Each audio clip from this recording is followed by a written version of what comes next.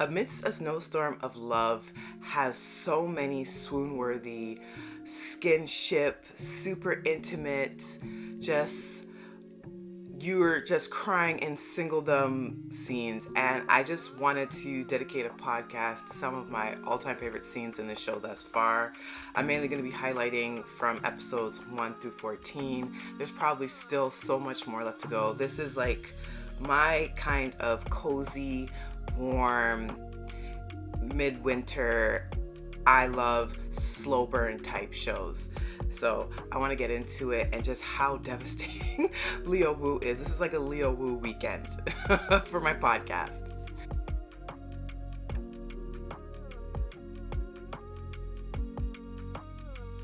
Hi, I'm Monique. I am the host of Off by Purple Heart podcast, where I talk to you about K-dramas, C-dramas, BTS, and basically whatever else I want. And Amidst a Snowstorm of Love has some really great casual intimacy scenes. Like one of my favorite creators, they did like a video that broke down just how much casual intimacy and when it's portrayed well within a show can do so much heavy lifting. I can see why this show may not be for everyone, but I can also see why it's so incredibly popular. The chemistry is chemistrying. It is so incredibly intense, and Leo Wu honestly looks like he wants to devour this young lady's soul. I don't think you understand just the level of attraction I have to him in this role, which is really bad because I'm not really this squealy, but he just makes me want to swoon. The very first scene that I could think of that just is so incredibly intoxicating to me is a scene that actually is very quiet and doesn't do much. And it's when Goa, she's playing billiards, and he goes up to her and he hands her a cup of coffee, and their fingers kind of just lightly graze. And there's just something about that scene and how it's blocked that just drives me up the wall. I think that was like the first scene that I watched that really kind of allowed me to buy into the chemistry of these people. Their entire slow moving love story, just that one scene. The next one, and it's in relation to coffee. Coffee seems to be Yi Yang's love language to Goa throughout this show so far.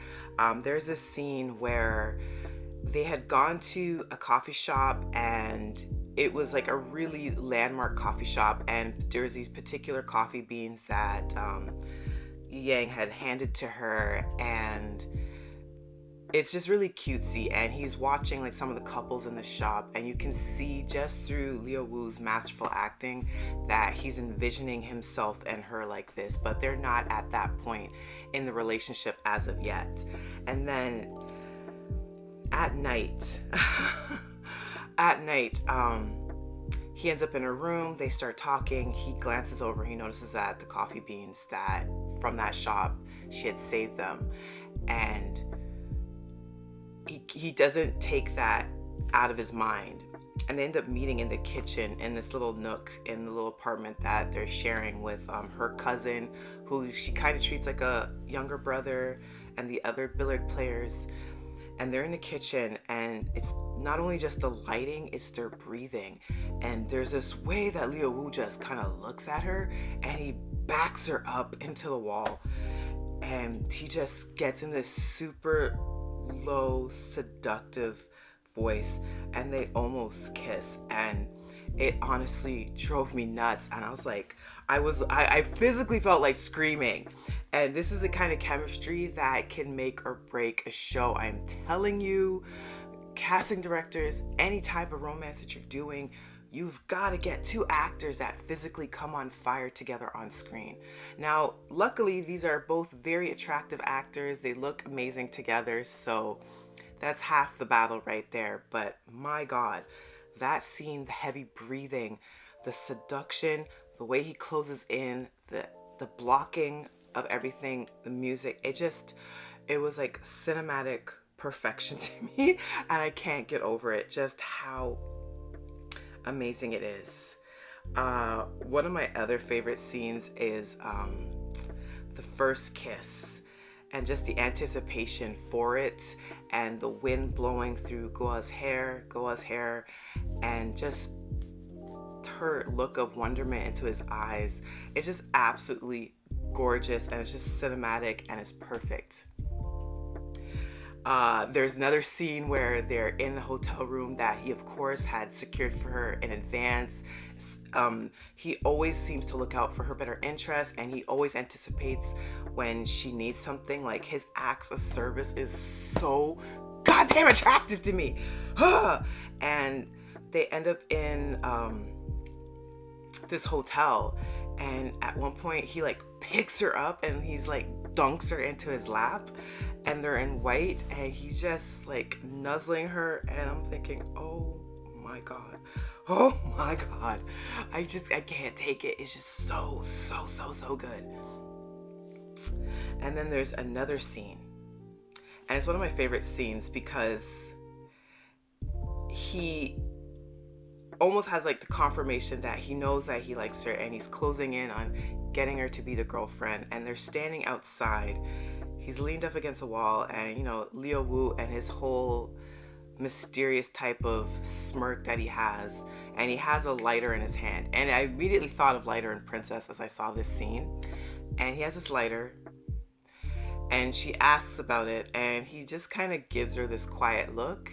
He's like, do you want to touch it? Or like, he beckons her towards this lighter, and she reaches for it, and he does this like quick switch out, and then he like quickly tosses it to his other hand, and with that same hand that he held the lighter previously, he winds her in and like literally brings her right up close to him, and she's like so incredibly flustered and shy. And I swear to God, like, in those few seconds, like, it's just so incredibly magical that it is the entire premise of why I think this show works so much, and why I think so many have fallen in love with it already. The show is subtle. The show definitely is slow burn. The show, I can see it just not resonating with everyone, because I know with pretty much any story, you want some dramatic tension. There has to be some form of conflict to kind of reel people in. But for me personally, I enjoy when I can just see two actors become so seamless in their roles that you feel like you're voyeuristic. You feel that you're intruding on a private moment. And I don't know what casting gods got together getting these two together, but they are phenomenal in this. That scene, I think I've replayed that maybe 15 times. That's how much I'm into it. Like, it's everything for me. And I think I am even more enchanted with Leo Wu as an actor. And I just got off of recording for my final review of Love Like the Galaxy, where Leo Wu really put on a masterclass in acting. Like, he was absolutely just bang on phenomenal. And between that and this show where he is playing that intense male lead, there's just something about him that it just kind of pulls something deep within your gut. Like, he is just too good. I can't stand it.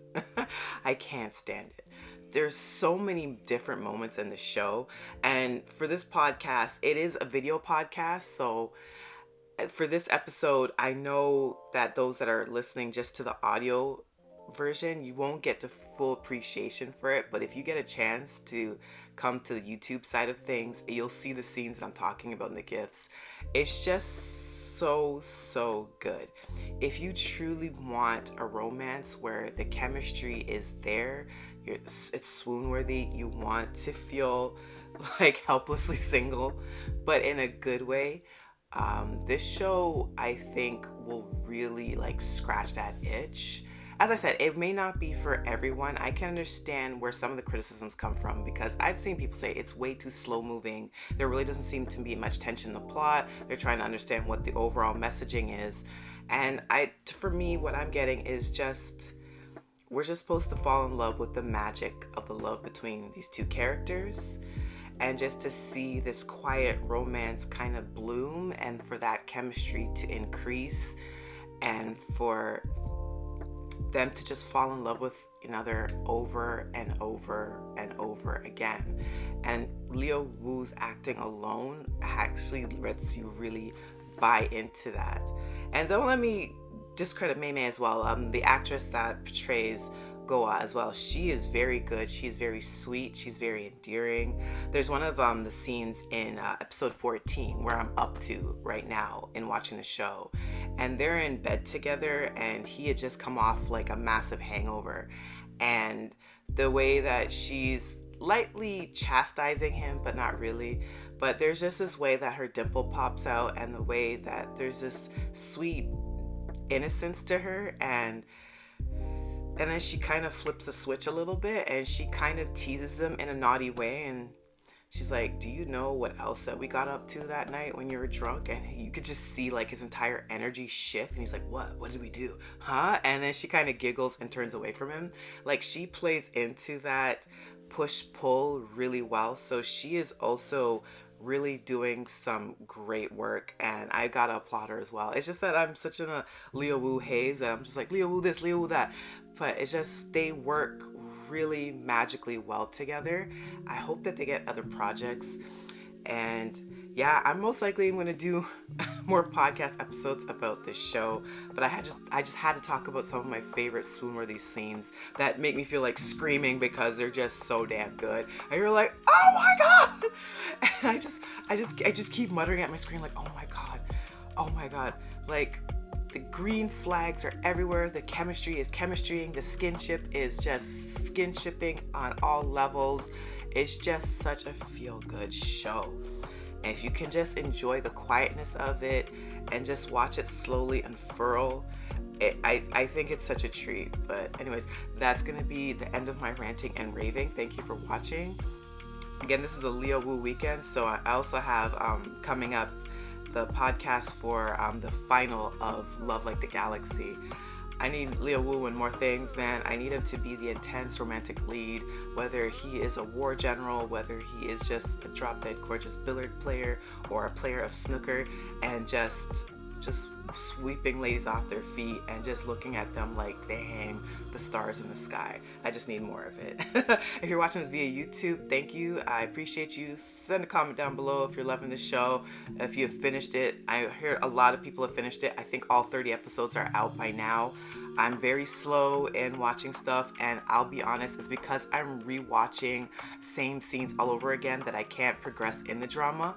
That's why, because I'm enjoying it so much, like I'm savoring it like a really aromatic cup of coffee that the beans came from, like, I don't know, Brazil, and it's just so rich and flavored that I just don't want to finish it just yet. That's how I feel about this show.